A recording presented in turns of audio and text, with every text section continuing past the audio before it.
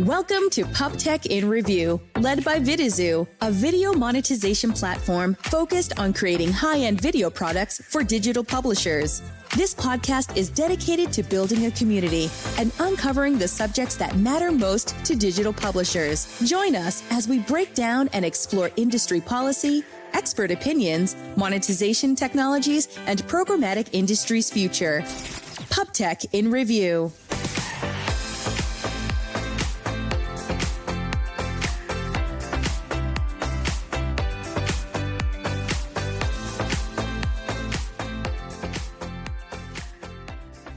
Hello everyone and welcome to another PubTech in Review session where we explore the intersection of publishing technology and digital innovation. As always, I'm Ty, and today we are delving into a topic that's at the forefront of every publisher's mind: securing the digital frontier. Ad fraud has been a real headache for publishers, and one can easily understand why it would take advertisers off. For advertisers, it would be like pouring budgets into a black hole.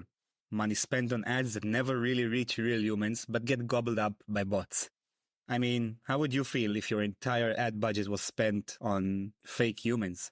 For publishers, fraud has not only eaten up revenues but has ultimately created long-term damage between them and advertisers. At the end of the day, advertisers want to invest in quality inventory and get their ads in front of genuine audiences. And when it doesn't happen, we have a problem. PubTech in Review, led by Vidizoo. Joining me is Geoff Stupay, Vice President of Strategy at Human, one of the world's leading experts in combating digital ad fraud, malvertising, and ensuring data integrity. Geoff, it's a pleasure to have you with us today. Thank you for coming. Yeah, thank you for having me. Geoff, I'd like to kick off our conversation by talking about invalid traffic. The landscape of invalid traffic is always changing. Could you share how the definition and scope of IVT has changed over the last few years? Definitely. So invalid traffic is a little bit beyond just bots. So oftentimes folks think, hey, IVT, is this a bot or is it not? That's definitely a part of it. It's part of what goes into the calculus, but it's basically two main categories in terms of how we break down IVT. The first is GIVT or general IVT. And that's basically everything that could be kind of categorized into a very common bot. So it could be benign things, so not necessarily something that's doing bad on your site. So it could be like a crawler, like Google or something scraping your site. That's a very common list. It's something that's available and is kind of a baseline that needs to be applied for any IVT protection. And this is mandated by the MRC, which is the accreditation group for all IVT vendors. The second is SIVT or sophisticated IVT. This is really where kind of the magic happens between different IVT vendors and where we find things that are truly unique. So this is where we're focusing very specifically on fraud in different media types. And this is kind of a differentiator between different protections that are out there.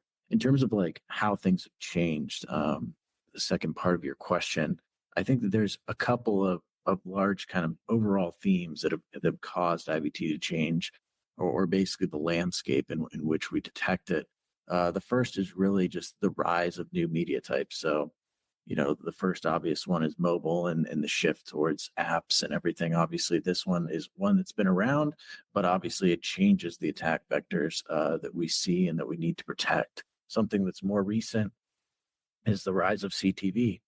This is an environment that presents its own unique challenges. Oftentimes, IVT vendors are relying on JavaScript signal. It's a much richer way to get signal than if you only have sort of a pixel or something else like that would only be available in CTV. So CTV has its own challenges in terms of like the ability to get really rich signal. As we look at some of the other emerging media types, such as audio, in-game, and others where they're really in their infancy, but they have the potential to grow just like CTV.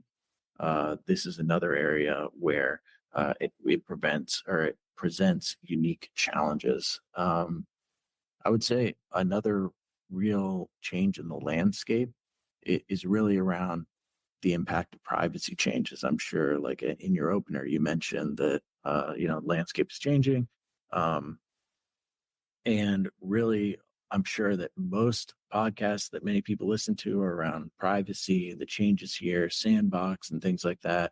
While a lot of the more recent changes that we're seeing, the loss of cookies inside of 2024 and others, don't really directly impact IVT. They're an indication of a larger trend towards towards reducing the amount of signal that's available for any IVT vendor. And so these are things that we need to be cognizant of as this industry and as this landscape changes. So, as a follow-up to that question, what are the most effective strategies for detecting and mitigating IVT today?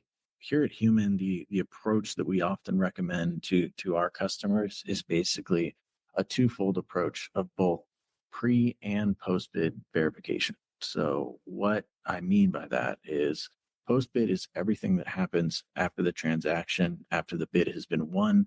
That would be basically signal that's collected directly from the environment where the ad is run, whether that's a desktop app, a web app, or a CTV environment. But this is all transacted after the bid. So in these instances, we're providing clients with data after the fact, and then they need to make adjustments in order to prevent buying that inventory in the future. We recommend coupling this post-bid data with also a pre-bid solution where we are feeding in post-bid data and then leveraging basically machine learning models, AI models to predict whether an impression whether a bid request that's about to go out is going to be for inventory that we would consider to be a bot or some other kind of IVT. And so that's more of a predictive solution. So the ultimate recommended solution that we at Human often implement with our customers is a combination of a pre and post bid protection. And your pre-solution actually works in real time? Is that how it's done? Yes, exactly. So we have a very tight SLA for a response time, and how the way that most of our customers work with our product, that product is called MediaGuard, is that before they actually submit their bid, they will ping MediaGuard to say, hey, MediaGuard, here are some details about the bid request that I'm about to purchase or that I'm about to send. Can you give me back your opinion about this based on the parameters that we've sent over? And then that was all transacted in sub 10 millisecond time. That's pretty incredible tech. Let's move on to data verification. It's undeniably crucial in digital advertising. And in your view, why is it so important for advertisers and publishers? Well, I mean, this is an ecosystem and we're all in this together. As you said, we have a number of different people that are listening to this podcast, be it publishers, advertisers, or tech in between. And for all of this to work together, it's vital for ensuring accuracy and reliable data sources that we focus on quality assurance, precise audience targeting, because all of these things help us to create an ecosystem that works well for everyone, whether you're an advertiser and you are focused on data verification from a real-time campaign optimization perspective, or your tech in between, such as Human, where we're focusing on this from a fraud detection perspective or a compliance perspective with privacy regulations. Or even if you're a publisher and you basically are out there selling the trustworthiness of your inventory and promoting transparency to, ultimately drive revenue, but to basically show that you are and an honest contributor to this ecosystem. So I think all of that starts with data verification and ensuring that, we have that across the ecosystem. There must be a huge set of challenges in ensuring the data is accurately passed from publishers to advertisers. Could you maybe discuss some of these challenges? Yeah, absolutely. So there's definitely a number of these. You're right. I would say, I'd be remiss to not mention the deprecation of third-party cookies within 2024. Obviously this is affecting directly exactly what you said, that pass of information from publishers up to advertisers. From a fraud and IVT detection, it's not something that we've historically used or need to use to have this, but or to basically provide that protection. But it ultimately reduces the available signal and is a trend of probably what's to come as privacy continues to be important. I would say around that, additionally, the rise of the walled gardens and where that spend is also provides trouble, because a lot of times the data within those platforms is not readily available, and not as available as the programmatic ecosystem. And we're often relying on reporting directly from those walled gardens in order to kind of make decisions, whether it's about, again, campaign optimization, whether it's about fraud or anything else in the ecosystem. So that lack of access to direct data on those platforms is definitely troubling and creates challenges. There's also just an overall lack of standardization, which, we see from media type to platform.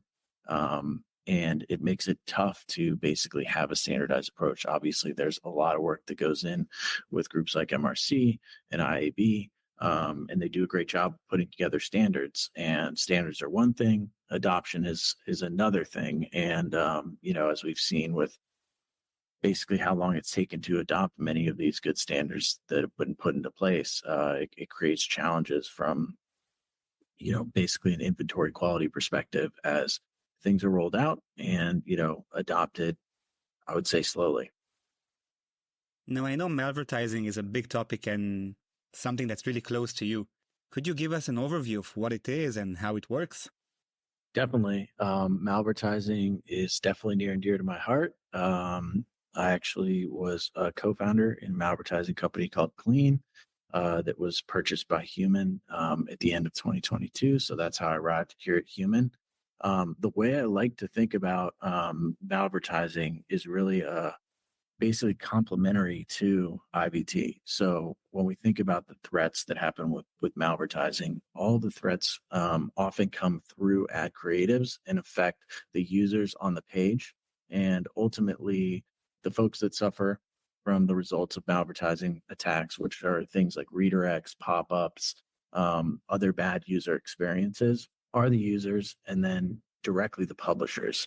When we think about the other side of the house in terms of IVT, most of that is focused on advertisers and making sure that they're not putting ad dollars into properties, into environments where there's fraud happening. And so really, if you want to protect the entire ecosystem, you need to protect from IVT and you need to protect from malvertising. It's basically two sides of the coin of this ecosystem.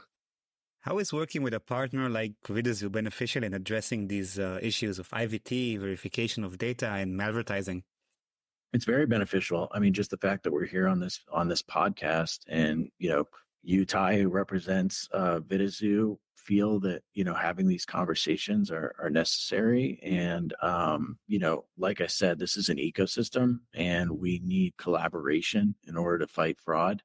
Whether that's collaboration with other folks in the industry that are potentially our competitors or industry groups or our partners. So, Vidazoo is an integrated client with Human, but really it doesn't stop at that integration. Fighting fraud is, not a one-stop thing and then we're done. It's a constant battle where it's a red team, versus black team event. And so in order to properly fight that, we need to be partnered with clients who also care enough to be able to support us in that fight. And what does that really actually mean? It means helping us deploy new changes, new tech, new integrations.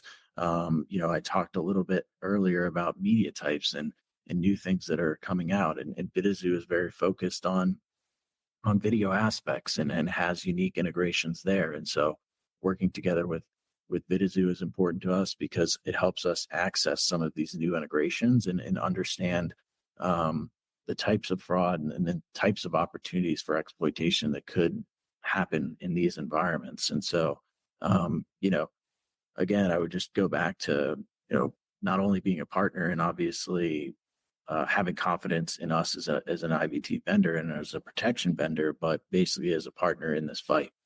Hearing you makes it absolutely clear that safeguarding from these, can call them security challenges, needs a certain type of expertise. And it's really great to see what you guys are doing in this space. What's the future looking like for you?